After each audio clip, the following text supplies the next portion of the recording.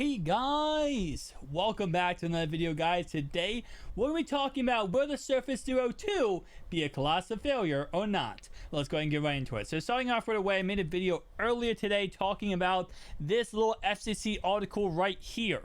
And for some reason, I keep seeing people post that the Surface Duo 2 will have wireless charging. Based on what we understand from this article from the FCC that leaked it, there will not be wireless charging on the Surface Duo 2.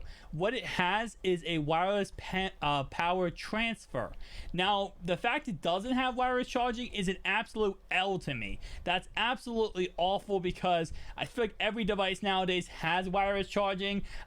Most people at their house has a wireless charging pad of some kind, and cables are kind of becoming obsolete in a way. So not having that flagship feature is definitely a bad thing in my opinion.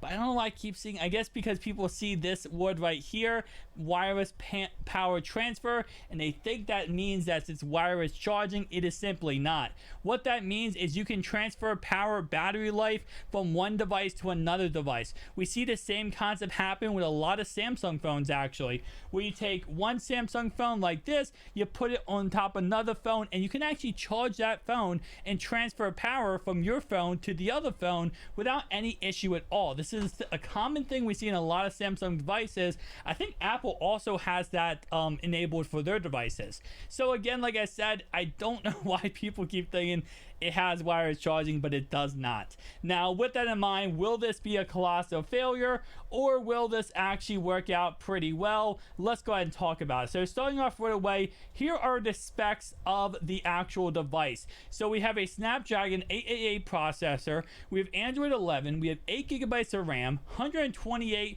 256 gigabyte storage option, either $14.99 or $15.99 respectively. We have a white and a black cover scheme. We have 4400 milliamps battery, a dual 5.8 inch display, high refresh rate up to 120 hertz. Also a 12 megapixel camera on the back. Actually, it says right here we have a 12 megapixel camera main, and then we have a 16 megapixel ultra wide, a 12 megapixel telephoto camera on the back.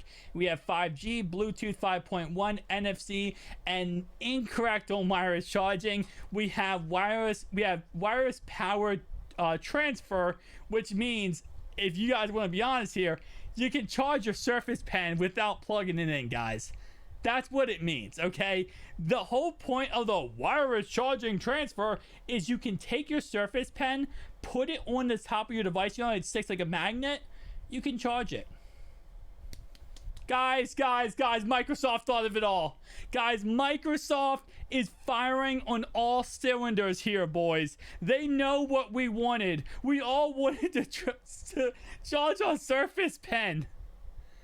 Yeah, no, it's an absolute awful decision by Microsoft. Now, could they get wireless charging in this? It's possible they couldn't. How wireless charging works is if you, like, for example, break down this iPhone right here, there's actually a wireless charging cord that goes around the circle here. It's like a little circle. That's actually how you get wireless charging in phones. There might have just been not enough room for this device to have wireless charging. I mean, already we know these devices are very, very thin. I mean, you guys can see how thin this device is, and the Surface Duo 2 is going to be just as thin. It's going to be exactly the same size as this, except obviously better bezels, a camera bump on the back, and that's pretty much that. But the question is, can it survive in the landscape of other phones?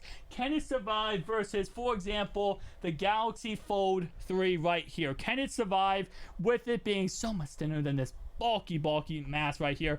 Which I will say, even though this is bulky, it doesn't mean crap. This works so I love this phone.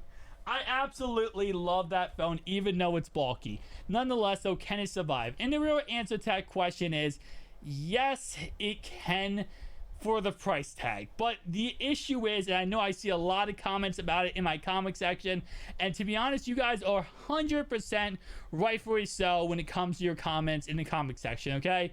And real fast, I want to go ahead and just give a shout out to the Gal Locks who posted this, because I'm gonna go make sure I give credit where credit's due.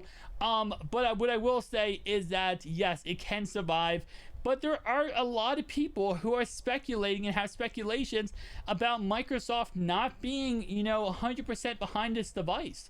And that is something that I will say, with us knocking Android 11 with this device right at this moment, that's a big negative for a lot of people. The fact that this was a colossal failure, this device, the Surface Duo 1, and a lot of people can't get that taste out of their mouth that the Surface Duo 2 won't be the colossal failure that the Surface Duo 1 was, because it doesn't seem like Microsoft has learned too much lessons. It seems like they're taking the same phone right here, repackaging it, adding a camera on the back, and then just giving it upgraded software, upgraded hardware. And for the most part, I think that will work for a lot of people, and I don't think this is going to be a bad phone.